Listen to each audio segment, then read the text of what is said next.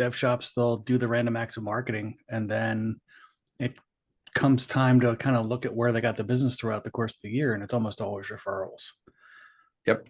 It's a big part of those type of businesses. I mean, anyone running essentially a B2B service type business, our world is big tech and software. It's There aren't a ton of people. It isn't a situation where you're not going to get probably most of your business from referrals. Like most of your business is going to come from referrals. I think what's interesting is there are a lot of businesses out there putting a lot of time and effort into figuring out kind of how I think they would describe it in terms of how do I get more leads? Like how do I get a bunch of people lined up waiting to buy my service? And I'm not sure that's the right approach. I don't know what you've seen. Yeah, I mean, it's BD in almost every context is tough to get the clean sort of new client, right? The whole, old school naked sales lead gen kind of like, I just met this guy and he already buys my stuff. It doesn't work in the dev firm, right? Because the projects are long, they tend to be a little bit more involved and complicated, and you really want to work with somebody you can trust. And I think referrals are part of that foundation, right? You build a trusting relationship first with somebody that you work with, and then they say, hey, listen, I have somebody else in my network that can probably benefit from what you have. Let me tee it up for you.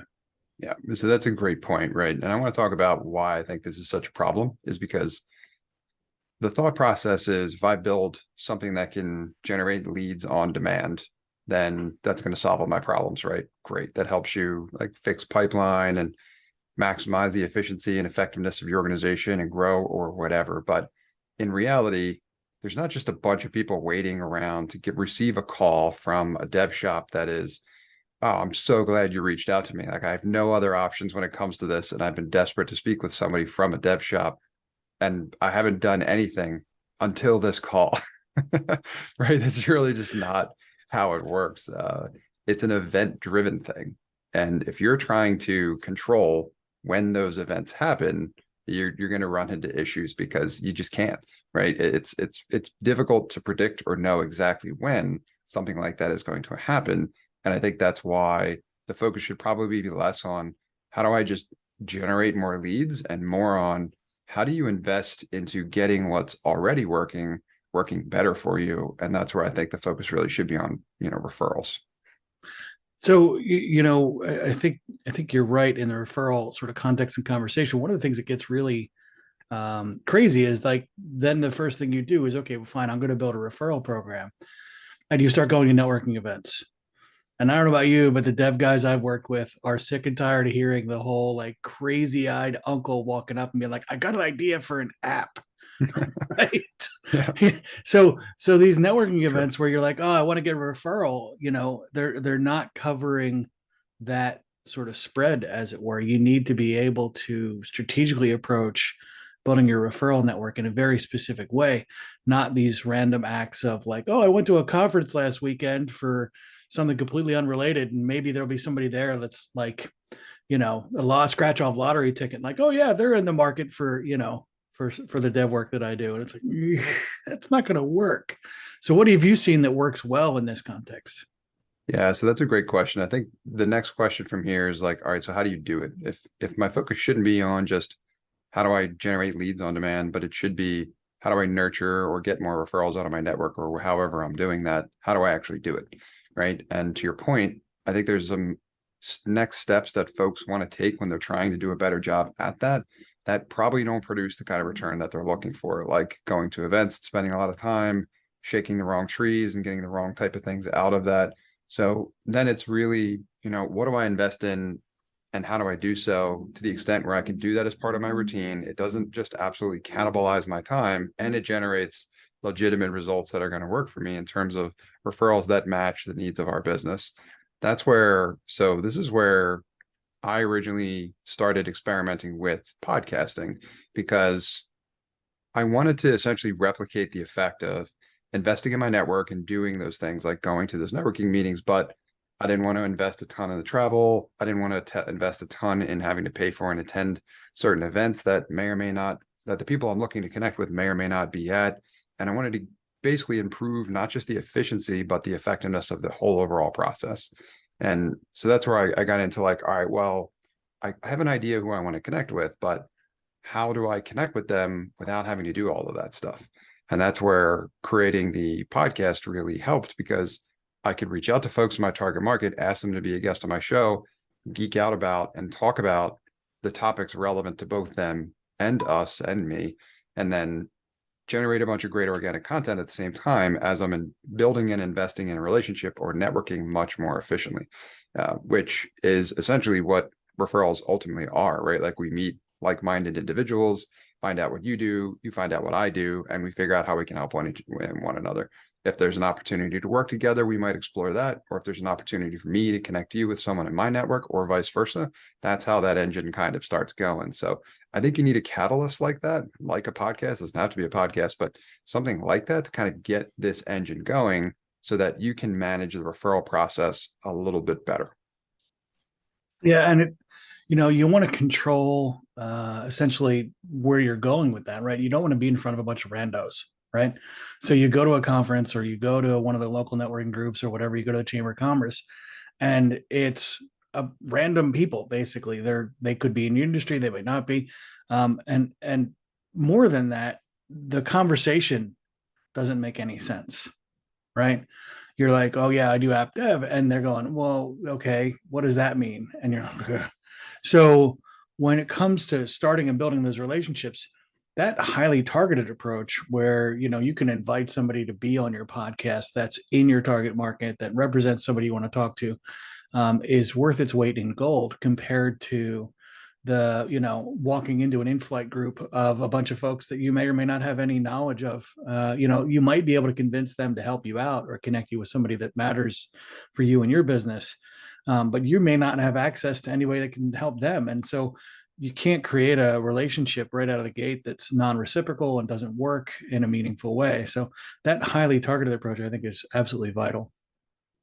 I think that makes a lot of sense. And that's kind of what I would challenge folks to do. It's something that I've looked at myself because so I sell tech services as well too. So I can relate with what it's like to kind of build and try to scale these dev shops, and then all the fears and emotions that go into maintaining that momentum or understanding when I should invest, when I shouldn't, all that type of stuff.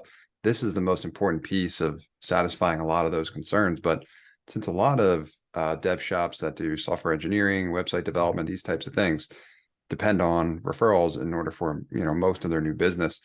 I would challenge you to go back and look at, okay, well, where are those referrals coming from? What type of volume am I getting over what period of time? And then what does that conversion rate ultimately look like?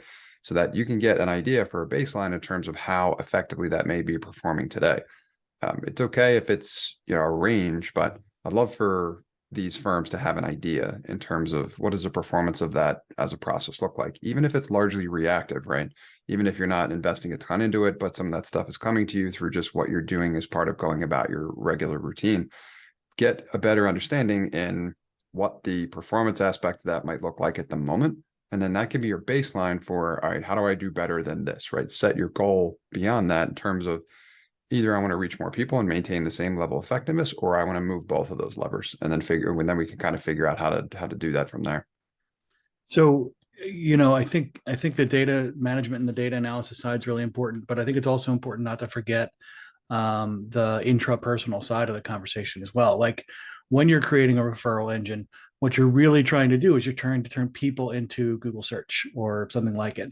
And in order to do that, you have to give them the right information. And the way we communicate for what a good referral is and what it represents is almost exclusively in the language of pains and complaints and concerns, right? So if you're asking for a referral and you can't describe, using your ICP and thorough understanding of who your client is supposed to be and what they're struggling with. If you can't describe that to somebody with a fourth grade reading level, you're also going to get in trouble, right? So you have to do, both the data analysis side and figure out like, okay, so did, is this group of people my right target audience, or did I, spend the right sort of time and effort this, for the last quarter in the right space? But also, is the comms plan that I have to communicate with these folks effective at solving that problem? You can meet the right people all day, and if you don't teach them the right thing, you're going to get in just as much trouble. Yeah, it's really important to have that stuff nailed down. And there's a couple of models that I like to leverage in order to really figure that out. But if you don't have that figured out, everything from communicating your value proposition to your target market is going to become difficult for people, let alone the fact that talking about technology with almost any audience, especially a non-technical one, is usually several layers removed from their level of comfort. Also, then not being able to explain to them who you want to meet so that they can think through their Rolodex in terms of who they might be able to connect you with is going to make the conversation that much more awkward for them. And I can relate firsthand when I was building my essentially development agency earlier on and explaining to people what it was I was doing. It was so generic. I would sit there and watch people's heads spin. It was a real uncomfortable feeling because I'm like, I'm clearly not doing a good job of explaining this. That value prop has gotten a lot tighter now. And that's kind of the formula I like to use. I think of it in terms of, you want to be X for Y. And I'll give you an example in terms of what I mean through using Podcast Chef, right? So we're talking about in terms of who we're helping build these essentially referral engines you can control for dev shops through podcasting, right? So, and I only said a few words right there, but in those few words that I said, I've said what we do, why we do it, and who we do it for, to really get much closer in terms of what's the next part of that conversation going to be like for somebody that I just met that's thinking through, oh, well, then you should meet, or I know this person, would they be someone who might be in need of what it is that you do or whatever, right? Like trying to help move that conversation along, but you got to give the people you're talking to as much help as you can. And in that same vein, using Podcast Chef as an example, I want to talk to the emotional language because we're always dealing with people, and that is, do you know somebody who owns an app dev shop who is freaking out? The economy's in recession. They're having a hard time trying to figure out how to get from point A to point B. They're struggling to keep their dev team, employed in a highly competitive labor market, and they're kind of freaking out right now. That's the kind of folks that we want to talk to help them put this stuff into a system that's repeatable and consistent and works well. And so I think, to your point, we need both of those, and more often than not in your referral conversations you need the emotional language because emotions are what starts the buying decision, right? And then you need the clear value prop so that they know when they're ready to buy that you actually have something that is able to solve the problem. You have to have both of those things. Totally. And from a dev shop perspective, right, what this might look like, I'm going through this now as I'm tinkering with building some tools on the Podcast Chef side, but it's like, you might be working specifically with healthcare firms, as in like you might be building software, but specifically for the healthcare industry. That'll help people a lot. That really narrows the field down. You might be helping people build Node.js applications or like MERN stack, right? Mongo, Express, React, Node type stuff. So like you at your dev shop, right? Or you might be building websites for hospitality or whatever, right? Whatever those combinations are, those are all good examples of much more specific and detailed. That's going to help people think through, oh, I know those folks, and let me reach back into the last conversation I had with them to see what they're complaining about. Then we build websites or we build apps or whatever, right? Like that is super generic. And if you lead the conversation by starting there, you're just going to kind of get a whole bunch of random stuff. And that's going to be a lot harder for you to get more narrowly focused in terms of who you want to connect with. But in terms of this conversation, I think the focus really should be on sticking with what works and trying to make that better than trying to turn the table over and say, instead of relying on referrals, which I understand can be somewhat uncomfortable because it feels, like the performance there can kind of be inconsistent. There's a lot more you can do to leverage basically that capability and have more control over it by having better hook or leading with content marketing, like building a podcast around it and just creating a much stronger, more consistent referral engine than trying then instead to go generate leads on demand, which is something that might be, relatively low odds of success by comparison. Yep, I agree.